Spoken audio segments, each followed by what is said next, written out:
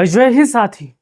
उत्तर प्रदेश के 2026 के प्रधानी के चुनाव में कब खत्म होगा, कितने महीने खत्म होगा, यानी कितने महीने पहले खत्म होगा प्रधानों का पावर, और पावर खत्म होने के बाद प्रधान क्या क्या फैसला ले सकते हैं और क्या क्या नहीं ले सकते हैं। साथी, अगर आप भी उत्तर प्रदेश में पहली दफा प्रधानी का चुनाव लड़ने जा रहे हो या प्रधानी के चुनाव की और जानकारी जुटा रहे हो तो आपको इस वीडियो को लाइक कर देना है और चैनल को सब्सक्राइब कर देना है, और फेसबुक पर देख रहे हो तो पेज को फॉलो कर लेना है। साथियों, आप हमारे पीछे ये चार्ट देख सकते हो। 2026 से पहले कब खत्म होगा यूपी में प्रधानों का पावर, जानिए क्या क्या फैसला नहीं ले पाएंगे प्रधान। साथियों, आपके जहन में, आपके दिमाग में ये सवाल तो जरूर उभर रहा होगा कि 2026 के प्रधानी के चुनाव से पहले उत्तर प्रदेश में जो ग्राम प्रधान होते हैं उनका पावर कब खत्म होगा, उनका बस्ता कब जमा होगा। तो मैं आपको बताने वाला हूं। साथियों,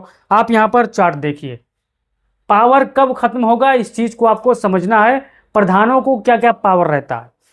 ग्राम प्रधान का अधिकार या पावर आमतौर पर नई पंचायत के गठन से पहले कुछ महीने पहले खत्म कर दिया जाता है। यह मुख्य रूप से दो कारणों में होता है।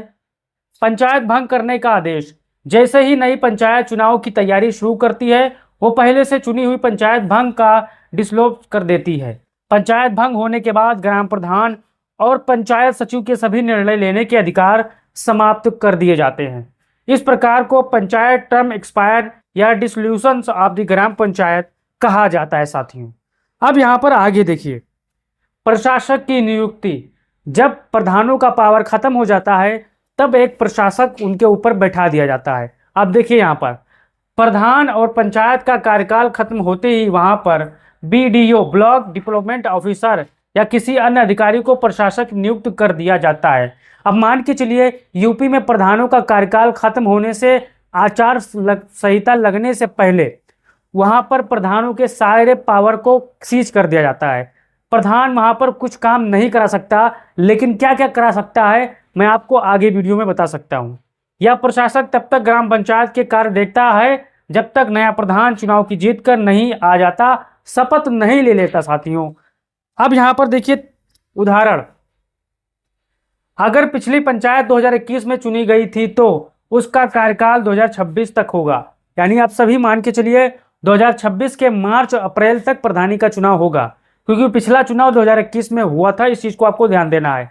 लेकिन पंचायत चुनाव से 3-4 महीने पहले, यानी लगभग जनवरी या फरवरी 2026 में पंचायत भंग कर दी जाएगी और प्रधान का पावर खत्म कर दिया जाएगा। यानी प्रधानी के चुनाव से पहले 2-3 या 4 महीना पहले उनके सारे पावर को एकदम ब्रेक लगा दिया जाता है। उनके ऊपर एक प्रशासक बैठा दिया जाता है, एक सरकारी अधिकारी को, और उनके सारे पावर को छीन लिया जाता है।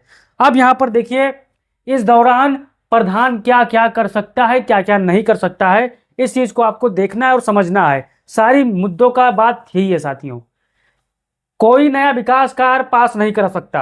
यानी प्रधानों का जब पावर सीज हो जाता है तो उसमें से 1 रुपए भी नहीं खर्च कर सकता। इस चीज को आपको ध्यान देना है। और जो विकास काम नया हो रहा है, यानी अभी जिससे पावर सीज हुआ तो कोई विकास काम उस समय वो नहीं करा सकता, लेकिन पुराना जो चल रहा है उसका देख रेख मॉनिटरिंग कर सकता है। फंड रिलीज नहीं कर सकता, यानी 1 रुपए भी यहाँ पर फंड जो विकास के नाम पर खर्चा नहीं कर सकता। पंचायत बैठकों का संचालन नहीं कर सकता, यानी पंचायत में जो बैठकें होती हैं उसका अधिकार वो खो चुका है। नई गांव की जब सरकार गठित होगी तो वो कर सकता है। अब निष्कर्ष आप यहाँ पर समझिए, उत्तर प्रदेश में ग्राम प्रधान का पावर चुनाव 3-4 महीना पहले पंचायत भंग होते ही खत्म हो जाता है। उसके बाद गांव की जिम्मेदारी एक प्रशासक को दी जाती है जब तक वह नया प्रधान की नियुक्ति न हो जाए। साथियों, अब आप हमारी बात समझ चुके हैं। प्रधान का जैसे ही कार्यकाल चुनाव आता है तैसे 3 से 4 महीना पहले उनके सारे पावर को सीज कर दिया जाता है। वो 1 रुपए का विकास नहीं कर पाएंगे, ना कोई बैठक आयोजित कर पाएंगे। हाँ, एक चीज को आपको देखना है, अगर पुराना काम चल रहा है उस बीच में आचार संहिता लग गई, प्रधानों का पावर सीज हो गया, तो उस काम को देख सकता है और करवा सकता है, लेकिन नया फंड नहीं जारी कर सकता है। इस चीज को आपको देखना है, जहन में रखना है। आपको ये वीडियो कैसी लगी आपको अपना राय देना और बताना है। आपके जो कुछ सवाल हैं वो अपना सवाल पूछ सकते हो और वीडियो को साथियों तक भेज सकते हो। जय हिंद भाइयों।